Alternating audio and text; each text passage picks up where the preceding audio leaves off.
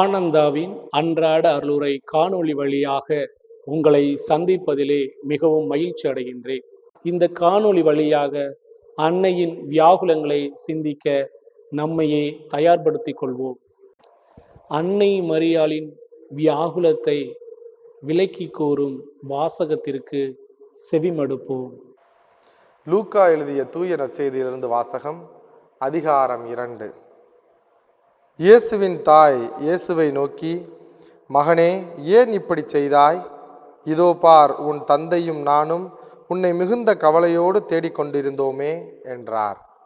அவர் அவர்களிடம், நீங்கள் ஏன் என்னை தேடினீர்கள்? நான் என் தந்தையின் அலுவலில் ஈடுபட்டிருக்க வேண்டும் என்பது உங்களுக்கு தெரியாதா என்றார். அவர் சொன்னதை அவர்கள் புரிந்து கொள்ளவில்லை. பின்பு அவர் அவர்களுடன் சேர்ந்து நாசரேத்தை அடைந்து அவர்களுக்கு பணிந்து நடந்தார். அவருடைய தாய் நிகழ்ச்சிகளையெல்லாம் தமது உள்ளத்தில் பதித்து வைத்திருந்தார். ஆண்டவரின் அருள்வாக்கு. கிறிஸ்துவே உமக்கு புகழ். இன்றைய நாளின் அன்னையின் வியாகுலத்தை நம் உள்ளுக்குள் இருத்தி இந்த பாடல் வழியாக உணர்வோம். பன்னி பிராய முன் சேசை காணா கண்ணீர் விட்டு கலங்கினாய், பொல்லா பாவத்தால் நானவரை தள்ளாவரம் தாரும் அம்மா. அன்னையே வியாகுலத்தாயே,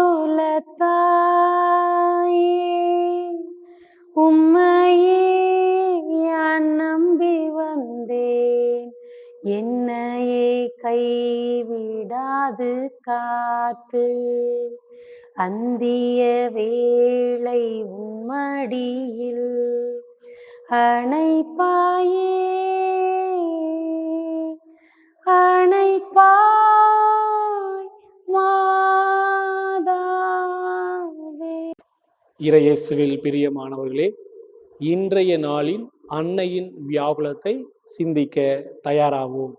நாம் ஏதாவது ஒன்றை தொலைத்து விட்டால், ஒரு நிகழ்வு நடந்து விட்டால், அதற்கு நீதான் காரணம், இப்படி ஏன் செய்தாய், எவ்வளவு கவனக்குறைவு என்றெல்லாம் பிறரை குறை கூறுவோம். நம் குற்றத்தை ஏற்றுக்கொள்ள மறுத்து பிறரை குற்றம் சாட்டுவது என்பது நமக்கு அவ்வளவு எளிது. ஆனால் அன்னையும் சூசை தந்தையும் ஒருவரை ஒருவர் கடிந்து கொள்ளாது, குற்றம் சுமத்தாது, இயேசுவை தேடுவதில் மட்டுமே கவனம் செலுத்தினர். ஆலயத்தில் இயேசுவை கண்டபோது இயேசுவின் வார்த்தைகளை புரிந்து கொள்ள இயலாத நிலையிலும் தன் உள்ளத்தை இறைவனுக்கு பணிய வைக்கிறார் அன்னை மரி. இறை வார்த்தை வழியாக, பாடல் வழியாக, சிந்தனை வழியாக உணர்ந்த அறிந்த நாம் அன்னை மரியாளிடம் நம்மையே ஒப்பு கொடுத்து மன்றாடுவோம்.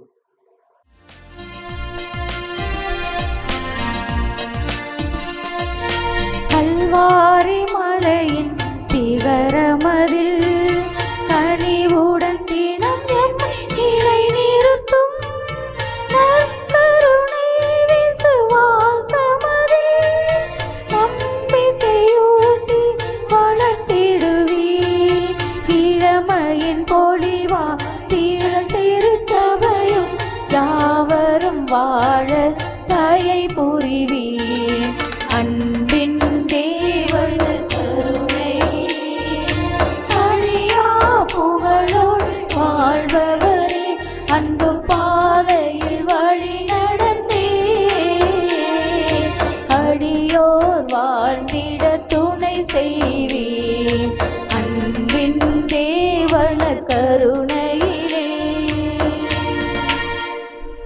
ஜெபம்.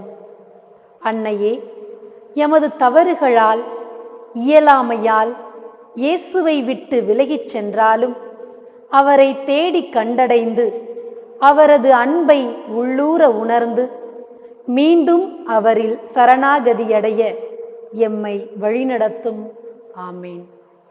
எல்லாம் உள்ள இறைவன், தந்தை, மகன், தூய ஆவியார் உங்களை ஆசீர்வதிப்பாராக. மரியே வாழ்க. இயேசுவுக்கு புகழ். இயேசுவுக்கு நன்றி.